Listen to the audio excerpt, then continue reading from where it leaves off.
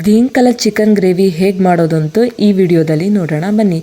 ಈ green colour chicken gravy chapati, butter kulcha, ನಾನ್ಗೆ ತುಂಬಾ ಸೂಟ್ ಆಗುತ್ತೆ ಅಂತ ಹೇಳ್ಬೋದು.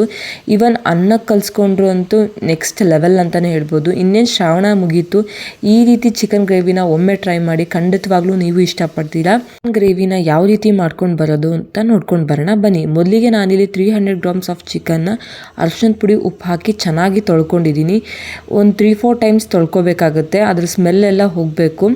ನೀವು ಎಷ್ಟು ಚೆನ್ನಾಗಿ ಚಿಕನ್ನ ತೊಳ್ಕೊತೀರೋ ಅಷ್ಟು ಚೆನ್ನಾಗಿ ಗ್ರೇವಿ ಟೇಸ್ಟಿಯಾಗಿ ಬರುತ್ತೆ. ಸೊ ಕೆಲವೊಬ್ಬರು ಏನು ಮಾಡ್ತಾರೆ, ಚಿಕನ್ ಅಂಗಡಿಯಿಂದ ತಂದು ಡೈರೆಕ್ಟ್ ಹಾಗೆ ಮಾಡ್ತಾರೆ. ಹಾಗೆ ಮಾಡೋದ್ರಿಂದ ಟೇಸ್ಟ್ ಅಷ್ಟೊಂದು ಚೆನ್ನಾಗಿ ಬರೋಲ್ಲ. ನಾನಿಲ್ಲಿ ಮಸಾಲೆಗೆ ಒಂದು ಈರುಳ್ಳಿ, ಒಂದು 7ರಿಂದ 8 ಹಸಿಮೆಣಸಿನ್ಕಾಯಿ, ಕೊತ್ತಂಬರಿ, ಶುಂಠಿ, ಬೆಳ್ಳುಳ್ಳಿ, ಹಾಗೆ ಪುದೀನ, ಟೊಮೆಟೊ, ಒಣ ಕೊಬ್ಬರಿ ತೊಗೊಂಡಿದ್ದೀನಿ. ಒಣ ಕೊಬ್ಬರಿ ತೊಗೊಳೋದ್ರಿಂದ ಈ ಗ್ರೀನ್ ಕಲರ್ ಚಿಕನ್ ಗ್ರೇವಿ ತುಂಬಾ ಟೇಸ್ಟ್ ಚೆನ್ನಾಗಿ ಬರುತ್ತೆ.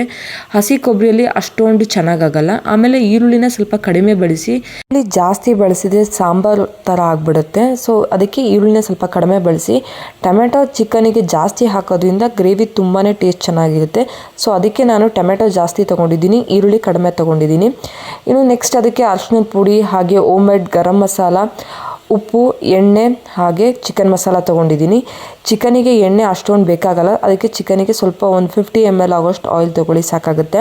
ನಮ್ಮ ಕಡೆ ಎಲ್ಲ ವೆಜ್ಜಿಗೆ ಹಾಗೆ ನಾನ್ ವೆಜ್ಜಿಗೆ ಸಪ್ರೇಟಾಗಿ ಸಾಂಬಾರು ಪುಡಿ ಮಾಡ್ಕೊತೀವಿ. ಸೊ ನಾನಿಲ್ಲಿ ಆ ರೀತಿ ಮಾಡ್ಕೊಂಡಿರುವ ಗರಂ ಮಸಾಲಾನ ತೊಗೊಂಡಿದ್ದೀನಿ. ಮೊದಲಿಗೆ ಒಂದು ಪ್ಯಾನಿಗೆ ಒಂದು 50 ml ಆಗೋಷ್ಟು ಆಯಿಲ್ನ ಹಾಕ್ತಾಯಿದ್ದೀನಿ. ಎಣ್ಣೆ ಕಾದ ನಂತರ ಕಟ್ ಮಾಡ್ಕೊಂಡಿರುವಂಥ ಕೊತ್ತಂಬರಿ, ಪುದೀನನ ಹಾಕ್ತಾಯಿದ್ದೀನಿ. ನೀವು ಬೇಕಿದ್ರೆ ಮೆಂತ್ಯ ಸೊಪ್ಪನ್ನು ಕೂಡ ಆ್ಯಡ್ ಮಾಡ್ಬೋದು. ನಾನಿಲ್ಲಿ ಆ್ಯಡ್ ಮಾಡಿಲ್ಲ. ನನ್ನ ಚಾನಲ್ನ ಯಾರೆಲ್ಲ ಸಬ್ಸ್ಕ್ರೈಬ್ ಮಾಡಿದೆ ಹಾಗೆ ನೋಡ್ತಿದ್ದೀವೋ ಪ್ಲೀಸ್ ನನ್ನ ಚಾನಲ್ ಸಬ್ಸ್ಕ್ರೈಬ್ ಮಾಡಿ. ಹಾಗೆ ನಿಮ್ಮ ಫ್ರೆಂಡ್ಸ್, ಫ್ಯಾಮಿಲಿ ಒಟ್ಟಿಗೆ ನನ್ನ ವೀಡಿಯೋನ ಶೇರ್ ಮಾಡಿಕೊಡಿ. ಹಾಗೆ ನೆಕ್ಸ್ಟ್ ಯಾವ ರೆಸಿಪಿ ಬೇಕು ಅಂತ ಕಮೆಂಟ್ ಸೆಕ್ಷನಲ್ಲಿ ಕಮೆಂಟ್ ಮಾಡಿ. ಡೆಫಿನೆಟ್ಲಿ ನಾನು ಅದ್ರ ಬಗ್ಗೆ ವಿಡಿಯೋ ಮಾಡ್ತೀನಿ. ಎಣ್ಣೆಯಲ್ಲಿ ಕೊತ್ತಂಬರಿ, ಪುದೀನ ಚೆನ್ನಾಗಿ ಫ್ರೈ ಆದಮೇಲೆ ನಾನಿಲ್ಲಿ ತೊಳೆದಿಟ್ಕೊಂಡಿರುವಂಥ ಚಿಕನ್ನ ಸಹ ಇಲ್ಲಿ ಸೇರಿಸ್ತಾ ಇದ್ದೀನಿ. ಈ ಚಿಕನ್ನು ಎಣ್ಣೆಯಲ್ಲಿ ಸ್ವಲ್ಪ ಹೊತ್ತು ಚೆನ್ನಾಗಿ ಫ್ರೈ ಆಗಬೇಕು. ಚಿಕನಿಗೆ ಅಷ್ಟೊಂದು ನೀರು ಬೇಕಾಗಲ್ಲ, ಏಕೆಂದರೆ ಚಿಕನಲ್ಲಿ ನೀರಿನಂಶ ಜಾಸ್ತಿ ಇರೋದ್ರಿಂದ. ಸೊ ಚಿಕನಿಗೆ ಸ್ವಲ್ಪ ನೀರನ್ನ ನೋಡ್ಕೊಂಡು ಹಾಕಿ, ಇದು ಸ್ವಲ್ಪ ಎಣ್ಣೆಯಲ್ಲೇ ಚೆನ್ನಾಗಿ ಫ್ರೈ ಆಗಬೇಕು. ಆವಾಗ ಆದಮೇಲೆ ನಾವಿಲ್ಲಿ ಅರಿಶಿಣದ ಪುಡಿ ಹಾಗೆ ಉಪ್ಪನ್ನು ಸೇರಿಸ್ತಾ ಇದ್ದೀವಿ. ಅರಿಶಿಣದ ಪುಡಿ, ಉಪ್ಪು ಹಾಕಿದ ಮೇಲೂ ಸಹ ಒಂದು 10 ಮಿನಿಟ್ಸು ಚೆನ್ನಾಗಿ ಫ್ರೈ ಆಗಕ್ಕೆ ಯಾವುದೇ ಅಡುಗೆ ಆಗಲಿ ಸ್ವಲ್ಪ ಪೇಷನ್ಸಿಂದ ಅಡುಗೆ ಮಾಡಿದರೆ ಸುಮಾರಾಗಿರೋ ಅಡುಗೆನೂ ಸೂಪರಾಗಿ ಆಗುತ್ತೆ. ನೋಡಿ ಯಾವ ರೀತಿ ನೀರು ಬಿಟ್ಕೊಂಡಿದೆ ಚಿಕನಲ್ಲಿ ಅಂತ. ನಾನು ಇಲ್ಲಿ ಯಾವುದೇ ರೀತಿ ನೀರು ಆ್ಯಡ್ ಮಾಡಿಲ್ಲ. ಈಗ ನಾವು ಇದಕ್ಕೆ 1 ಲೋಟದಷ್ಟು ನೀರನ್ನ ಸೇರಿಸ್ಬೇಕಾಗುತ್ತೆ, ಯಾಕಂದರೆ ಚಿಕನ್ ಬೇಯಬೇಕಲ್ಲ. ಇದು ಒಂದು 10 ಮಿನಿಟ್ಸ್ ಬೆಂದರೆ ಸಾಕಾಗುತ್ತೆ.